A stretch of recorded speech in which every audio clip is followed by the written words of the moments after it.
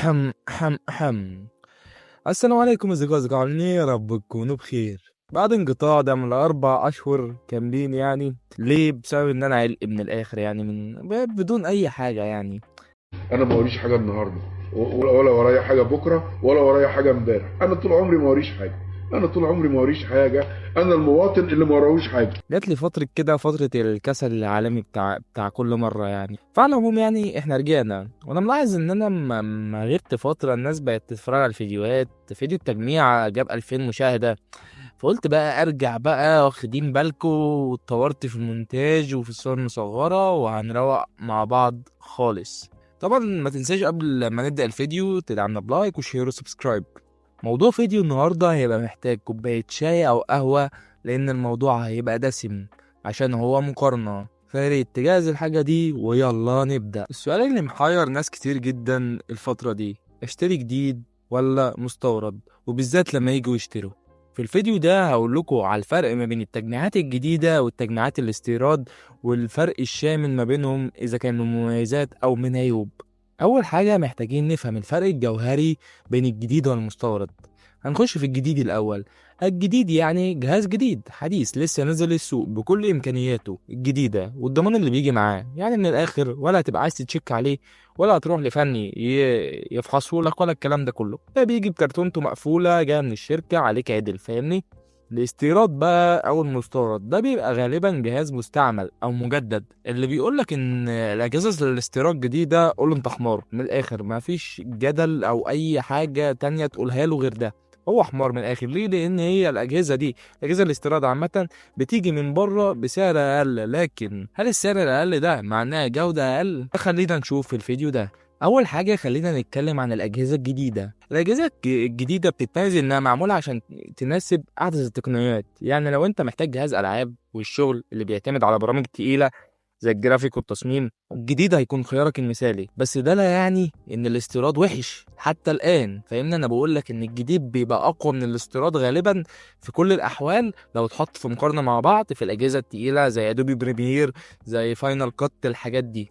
وحاجة تانية بيتميز بيها الجديد إن ليه ضمان. يعني لو أي مشكلة حصلت في أول سنة سنتين غالبا بتكون متغطية. يعني بتروح للشركة اللي انت جبت منها أول محل وتقول له خد يا باشا ورجع لي الجهاز أو الكارت أو أي حاجة جديدة، ودي بتضمن راحة بالك. يعني من الآخر لو انت واحد موسوس وبتحب الحاجات الجديدة، يعني من الآخر ما تكملش المقارنة دي، لأنك انت مش هيعجبك المستورد من الاخر، لان هو استيراد يعني مجدد زي ما انا قلت، مستعمل في الاول. فلو النقطة دي مش فارقة معاك كمل عادي، فاهمني؟ ونخش بقى على المستورد. المستورد ده الناس كتير بتفضله بسبب ميزة قوية جدا فيه. يعني من الاخر الميزة دي تغنيك اصلا عن الكلام اللي انا قلته قبل كده بتاع الجديد: السعر.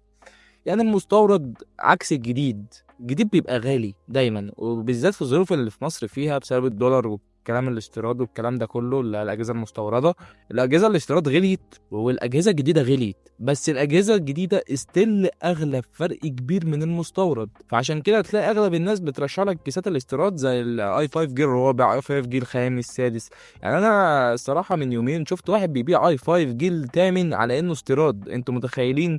ده بسبب عامل كبير جدا: الشركات اللي بره، الشركات الكبيره زي مايكروسوفت مثلا وسوني والكلام ده، بتبقى عندها اجهزه كتير قوي.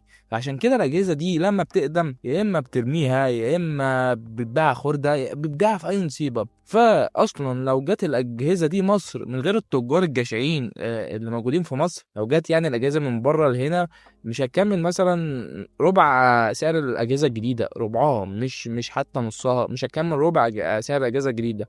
لانهم بيشتروا جهاز زي الاي 5 جير خامس او سادس او سابع بحاجات تافهه. يعني مثلا ممكن يشتروه ب $50، ب $20، $30، حاجات زي كده. فالمستوردين عامة بيكسبوا مبالغ ضخمة بسبب الأجهزة الاستيراد دي.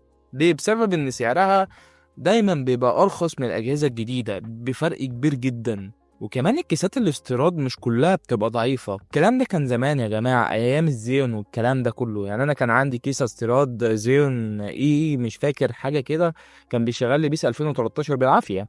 مع ان بيس اصلا تشتغل على اي اجهزه ضعيفه عامه، يعني انا بتكلم في النقطه دي. لكن حاليا في التطور والعصريات اللي احنا بقينا فيها، الاجهزه الاستيراد بقت تواكب العصر، ما بقاش اسمها ورك ستيشن زي زمان. يعني الورك ستيشن دي معموله للشغل، فاهمني؟ حاليا بقت جيمنج، يعني اطلقوا عليها في مصر مسمى كيسه جيمنج، انتوا متخيلين؟ مع انها ورك ستيشن اصلا للشركات. بس خلينا نقول الصراحه، كيسات الورك ستيشن حاليا تنفع ان هي تبقى جيمنج من الاخر، لان اغلبها حاليا في الوقت ده بعيدا عن الزيون، عائلة الزيون عامه ممكن يشغل جيمنج، يعني يشغل على اي لعبه. بس انا تحديدا من الجيل الرابع فاعلى، يعني اقل من الجيل الرابع انت كده رايح في داهيه. لان الجيل الرابع كان الجيل الذهبي الانتل، فعشان كده انتوا لو لاحظتوا بدايه الانطلاقه بتاعت الكيسات الاستيراد الجامده والحلوه كانت من الجيل الرابع. الجيل التالت كان موجود والتاني والاول، بس ما كانش لاقي صدد او اللي هو شعبيه. لكن الجيل الرابع لما نزل وتركب عليه كروت زي الار اكس 570 و580 وجي تي اكس 1060 و1050، الحوار بقى جامد، بقى الناس تلعب وما بتدفعش كتير. يعني زمان كانت الكيسات الاستيراد دي اخرها في مصر 3000 جنيه، 2000 جنيه، فاهمين؟ يعني الجيل الرابع بقى مع جي تي اكس 1060 ب 2000 جنيه ساعتها، الله يرحم يعني. فكنت بتلعب جيمنج على هاي جرافيك والكلام ده كله في ميزانيه ما تعديش ال 6000 جنيه. انت متخيل انا بتكلم في ايه؟ يعني انت هتلعب لعبه زي ريد ديد ريدمشن على جهاز حلو وجميل وهيشغلك فريم ريت 60 فاعلى ب 6000 جنيه. فالحوار ساعتها كان واو، يعني خلاص انت جبت القمر وحطيته قدامك. طب خلينا نبقى صراحة شوية، الجديد ليه عيوب.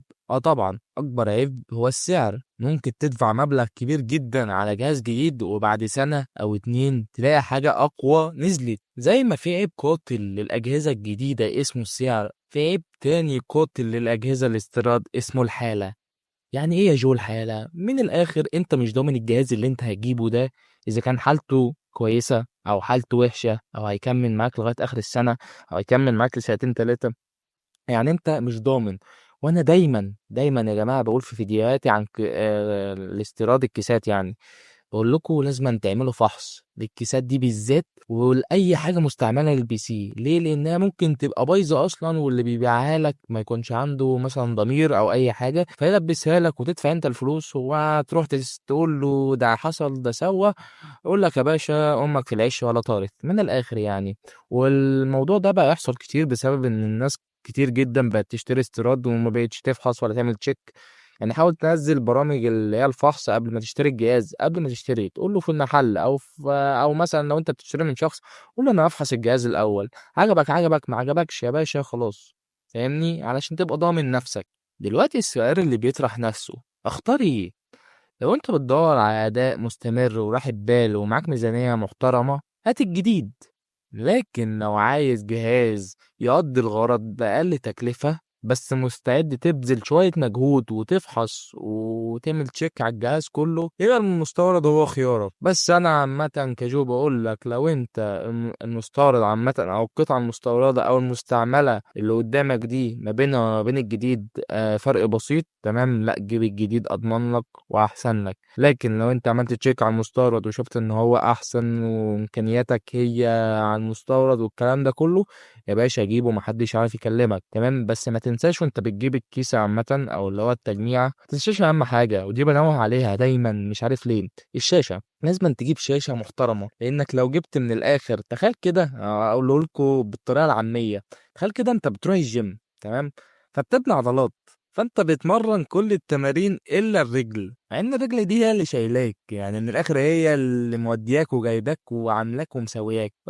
الحوار الشاشه ده زي حوار الرجل عند البني ادم، لازم الشاشه دي هي اللي بتبينك من الاخر. فانت عشان تشوف الجماليات والحاجات الحلوه اللي في الكمبيوتر بتاعك او البي سي لازم تجيب شاشه محترمه.